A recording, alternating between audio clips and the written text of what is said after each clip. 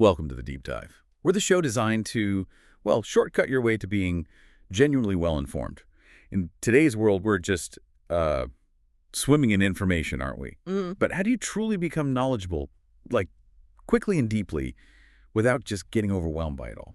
That really is the core question, isn't it? Information's everywhere, but actually understanding it, internalizing it, using it effectively, that's where the real skill lies, and that's exactly what we're digging into today. Absolutely. So our mission for this deep dive is all about rapidly acquiring new skills and information. We've been spending a lot of time with Peter Hollins' book, The Science of Rapid Skill Acquisition. It's quite something. We're going to pull out the really vital nuggets, give you practical stuff you can use, and help you understand not just what to do, but critically why it works. The goal is to really help you transform how you learn. Yeah, we'll be exploring the basic principles of effective learning, how to plan strategically. We'll look at deliberate practice, different kinds of it, actually, how to get that real deep comprehension, the idea of skill stacking, which is super interesting, and also how your environment shapes things, which people often forget. And finally, managing your own expectations so you actually stick with it.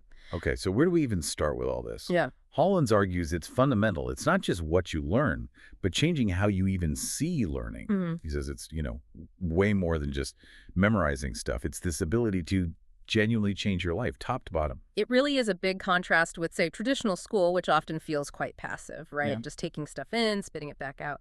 But things are different now. I mean, think about how much information, how many free tutorials are just out there. Oh, totally. Hollins shares this great story about a friend of his. After divorce, she taught herself jewelry making. No formal classes, just online resources, and sheer determination. 5 years later, successful business, bought her own house. It's amazing. It just shows self-learning driven by you can be incredibly powerful. Right, but with all that information, it kind of leads to the next problem. Okay, what do I actually choose to learn? There's so much. Hollins gives a pretty sharp framework for this. He says you've got to optimize your time, your mental energy. Yeah, he says start with purpose. Why are you doing this? Is it for money? A new hobby? Improving relationships? Health? Maybe learning basic accounting for your side hustle?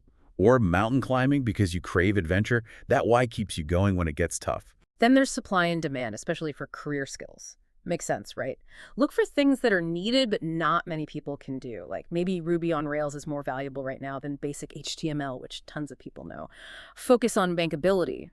Also, talent. Play to your strengths if you can. If you have a knack for something, you'll probably learn faster, enjoy it more. And, practically speaking, look at available opportunities. What's easy to access right where you are? Maybe your company pays for video editing courses, or you have a friend who's amazing at gardening and can teach you. Be realistic, too. Trying to become an ice sculptor in, I don't know, Arizona. Maybe ceramics is a better bet. Okay, so you've picked something. Now, understanding the journey itself is key. Noel Birch's 4 stages of competence model. It's from the 70s, but still so relevant for setting expectations. Let's use his piano example. Stage 1. Unconscious incompetence. You literally don't know what you don't know. You see piano, maybe you poke a key, but that's it. You make mistakes without even realizing. Then conscious incompetence. Ouch. This is where you know you don't know. You're trying to learn notes, scales, but you're slow, clumsy, and hyper-aware of every single fumble. It can be painful. But you push through to conscious competence. Now you know what to do, and you can do it, but it takes real effort, real concentration. You're getting proficient, you practice, but it's not automatic yet. And finally, the goal, unconscious competence. You just do it. You can play that piano piece almost without thinking. Total mastery. Your fingers just know, Matt. And recognizing those stages is just... Yeah. It's so important. It stops you from getting discouraged too early. You can see where you are, understand that the awkward phase is normal, and keep that motivation up. Everyone starts at stage 1. Okay, so we've got the foundation. Shifting our view of learning, choosing wisely, understanding the stages. Now, let's build the roadmap. Strategic planning. How do you actually design your learning, not just hope it happens?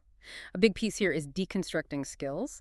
Big skills look scary, but they're usually just bundles of smaller sub-skills. Right. And the magic ingredient Hollins adds is the Pareto principle, the 80-20 rule. The idea that 80% of your results often come from just 20% of your effort or causes. So for learning, it's about finding that crucial 20% of sub-skills that give you the most bang for your buck. Think language learning. He points out you don't need 50,000 words. Maybe 1,000 common words get you 70% comprehension. 2,500 words, and you can basically say anything you need to. So the trick is identifying those high-impact words or sub-skills first. Nail those down. Okay, next up, mixing learning styles and mediums. Now, the whole fixed learning styles thing is a bit iffy scientifically, but what is true, and Hollins uses things like the Solomon-Felder Index to illustrate this, is that we have preferences. Yeah, exactly. Do you learn best by doing or thinking it through, details or big picture? The real point isn't to label yourself, but to mix it up. Use different methods. Don't just read. Watch videos. Do practice problems. Try explaining it out loud. The learning pyramid, even if it's just theoretical, shows this too active stuff, like teaching others leads to way higher retention than just listening to a lecture. So if you're learning to make sushi, say, don't just read a cookbook. Watch YouTube chefs. Maybe take a hands-on class if you can, talk about it with others. Then try teaching a friend the basics. That variety keeps you engaged, helps things sink in from different angles. So you've broken down the skill, you're mixing up your learning methods, but you still need good information. Which brings us to gathering and filtering information. This is tough today, right? So much noise. Hollins has a neat 5-step process. Okay, what is it? First, he says, gather broadly. Just hoover up information at the start, get the landscape. Expect to be confused initially. Then, step 2, filter those sources hard. Is it data, opinion, blog post, official study? Is it backed by evidence or just, loud? Look for patterns, what keeps coming up from multiple reliable sources. That's likely the important stuff. And this is crucial. Actively look for stuff that disagrees with you. Fight that confirmation bias. Yeah, play devil's advocate with yourself. And then finally, step 5, put it all together. Form a nuanced view like, okay, X, Y, Z seem true because of this. However, A, B, C is also a factor because of that. But he warns, don't get stuck here. Don't become an information junkie where planning becomes procrastination. At some point, you've got to jump in, start doing, even if you don't feel 100% ready. Adopt a producer mindset.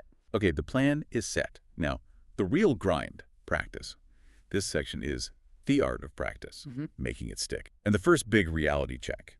Real practice is hard, like genuinely difficult, sometimes tedious, even painful. Yeah. But Hollins hammers this home. The more you struggle constructively, the more you're actually learning. And this is where active recall is your best friend. Forget just passively rereading your notes. You need to force your brain to retrieve the information. Self-testing. He cites a study, Carpicate, 2008, I think, where students using active recall got 80% on a vocab test later versus only 34% for those who just reread. Flashcards are the classic example, right? You have to pull the answer out of your head. Then there's deliberate practice. This isn't just going through the motions. It's purposeful, systematic. It's about zeroing in on your weaknesses. You break the skill down, find the bits you suck at, and you drill those specific bits relentlessly, like the pianist, not playing the whole song, but just that one really hard measure over and over and over, slowly, correctly. And another technique, which feels weird at first, is interleaved practice. So instead of doing like AAA, BBB, CCC, you mix it up within one session, A, B, C, A, B, C. You're juggling several related skills or concepts. Why did that work? Yeah. It sounds less efficient. But he says it forces your brain to constantly switch gears, retrieve different things, which strengthens the connections. It stops you from getting into a comfortable rut. So a guitar player might practice scales, then some chord changes, then a picking pattern, all in one sitting. Exactly. It's not multitasking in a bad way. It's strategically mixing things up to build deeper, more flexible understanding.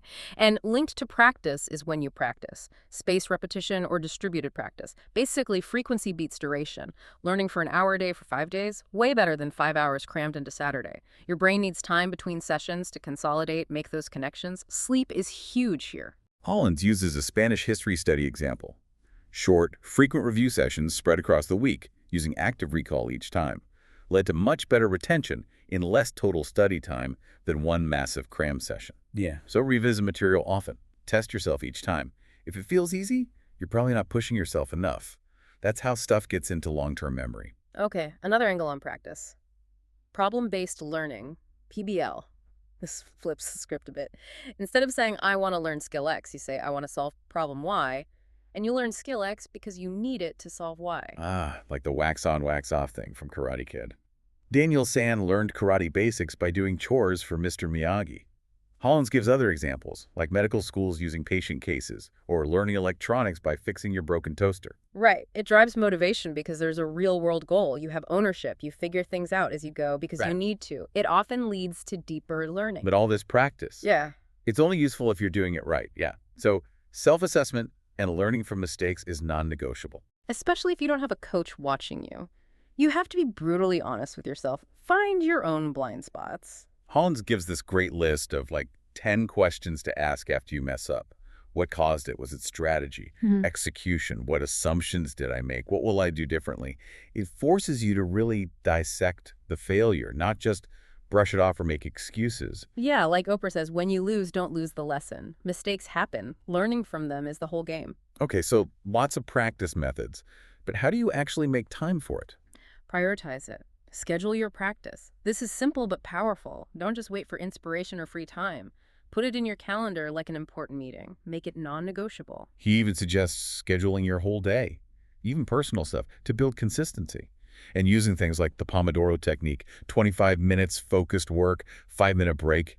It really helps with concentration. And design your environment. Make the good choices easy. Lower the activation energy for practice. Keep your guitar out. Put your gym bag by the door. Make distractions harder to get to. All right, moving beyond just practice. Let's talk deep comprehension. Beyond the surface. Practice gets you good now, but deep understanding the why and how sets you up for future adaptation, true mastery. One technique here is elaborative interrogation. Fancy name, simple idea. It's basically asking yourself why, repeatedly. Like a persistent kid. Why is that true? How does that work? Why is that part necessary? Keep asking until you hit the edge of your understanding. That's where your blind spot is. And then there's the famous Feynman technique, named after Richard Feynman, the physicist. Yep.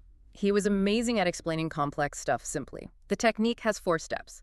1, pick your concept. 2, try to explain it in super simple terms like you're talking to a child. This is the key. It forces clarity. 3, identify where your explanation gets fuzzy or breaks down. That's where you need to learn more. 4, refine your explanation, maybe using an analogy. If you can make a simple analogy, you probably really get it. It's a powerful way to test yourself, expose those gaps you didn't even know you had.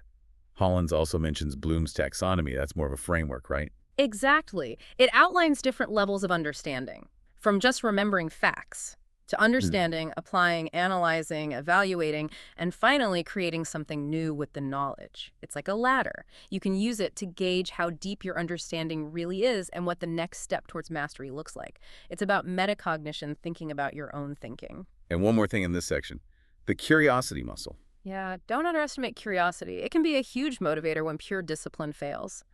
Hollins mentions Todd Koshtyn's work on the different types of curiosity. It's not just one thing. There's joyous exploration, like just loving to learn new things, but also deprivation sensitivity, that nagging feeling when you don't know something you feel you should, or stress tolerance, being okay with the discomfort of confusion, even thrill-seeking. So understanding what kind of curiosity drives you can actually help you harness it better. Interesting. Okay, shifting gears slightly, let's talk about skill stacking, differentiating yourself. The idea here is, in today's world, trying to be the absolute best, the top 1%, in a single skill. It's incredibly hard, super competitive. So Hollins introduces skill stacking, which Scott Adams, the Dilbert guy, popularized. Instead of aiming for that top 1% in one thing, aim to be pretty good, say, top 10% or 15% in several complementary skills. Right. Adams himself is the classic example. He says he's not the world's best artist or funniest writer or sharpest business mind, but being pretty good at all 3 made Dilbert uniquely successful. The combination was rare and valuable. So it's about versatility, creating a unique blend. How do you actually do that? You need to pick skills that work together towards some goal, not just random stuff like typing, tap dancing, and juggling. Think about your field. What are the basic skills everyone has? Then, what new related skills could you add that would make you stand out? Like his example of a stockbroker learning, say, Mandarin and getting deep knowledge of biotech. Suddenly, they're in a much smaller, more valuable pool. Exactly. Each skill you stack makes your personal Venn diagram more specific, more valuable. And getting to the top 15% in a few things is often way more achievable than top 1% in one. Okay, next big topic. Environment. Shaping your success. We tend to think success is all about individual grit, right? But Hollins argues our surroundings, social and physical, play a massive role. Absolutely. Let's start with the social environment, the people around you. He cites that striking study about obesity spreading through social networks. If your friend becomes obese, your chances increase significantly. It just shows how much others' behaviors, norms, and attitudes rub off on us, often unconsciously. So the takeaway is curate your circle. Avoid the negative Nancys. Pretty much. Limit contact with people who drag you down, discourage you, or project their own insecurities onto you. Their negativity is usually about them, not you, and actively replace them with positive influences. Like who? Role models people you admire. Study their habits, mindsets. Mentors find someone who's been through the struggle and can offer direct guidance, especially someone who didn't find it easy. They often give better, more practical advice than someone with purely natural talent. And immerse yourself in hotbeds of talent groups or communities where high skill is the norm. Online groups can work too. Basically, surround yourself with people who lift you up and make excellence feel normal. And then there's your physical surroundings, Hollins says. Assume you have terrible self-discipline. Design your environment to make the right choices almost automatic. Lower the activation energy for good stuff, increase it for bad stuff. Exactly. Use smaller plates to eat less. Keep your running shoes by the door. Put your guitar stand in the living room, not hidden in a closet. Hide the junk food. Put distracting websites on a blocker. Make your workspace distraction-free. Simple tweaks, big impact. All right, we're nearing the end. The final section, managing expectations. The long road. This feels important because learning isn't magic, right? It's work. It absolutely is. And unrealistic expectations are maybe the biggest reason people give up. You need to be pragmatic. Habits take, 66 days on average to form? Getting at the basics of a skill might take 25, 30 dedicated hours. It doesn't happen overnight. Don't compare your day 1 to someone else's year 5. Expect the long road. I like that phrase. Zig Ziglar's quote, "The elevator to success is out of order, but the stairs are always available." It's about consistent plodding effort over time. Like preparing for a long hike, you need the right gear. Training, planning. You don't just show up hoping for the best. And understanding what's the toll, the opportunity cost? Yeah, every commitment means sacrificing something else. Time, money, energy, maybe leisure, sometimes even time with family. What are you willing to give up, even temporarily, to achieve this goal? Most people aren't willing to pay that price, really. They prefer comfort now over gain later. So being willing to embrace that temporary discomfort, that's actually a huge advantage. And part of that discomfort is confusion. He says, embrace constant confusion. Right. Frustration and feeling lost are normal parts of learning anything meaningful. Michael Gelb calls it confusion endurance. Can you stick with it even when it feels messy and you don't know where to start? Like facing a totally cluttered room? You need the stamina to just start sorting even when it feels overwhelming. And finally, adopt the you-know-nothing mindset, the beginner's mind. Be humble, be open, be willing to listen, even about stuff you think you already understand. Resist that expert trap of, oh, I know this already, which just shuts down learning. Ask the dumb questions. You're right. They often lead to the biggest insights because they challenge assumptions. So wrapping it all up, this deep dive shows that rapid skill acquisition isn't really a hack. It's a system. Understanding learning, planning strategically, practicing deliberately and in varied ways, getting deep comprehension, stacking skills smartly, shaping your environment, and underpinning it all, managing your expectations and being willing to embrace the struggle. You really do have a roadmap now, based on Hollins' work, for transforming how you learn, how you grow. This isn't just theory. It's a practical path to changing things for yourself. And maybe, just maybe, the most crucial skill isn't any single talent, but developing that courage, that grit, to stay in the messy middle, in the confusion, and pay that necessary toll, knowing that real mastery is forged right there, in that persistent effort. So the question for you is, what small, deliberate step will you take today to embrace that discomfort and start or maybe continue your own journey of rapid skill acquisition?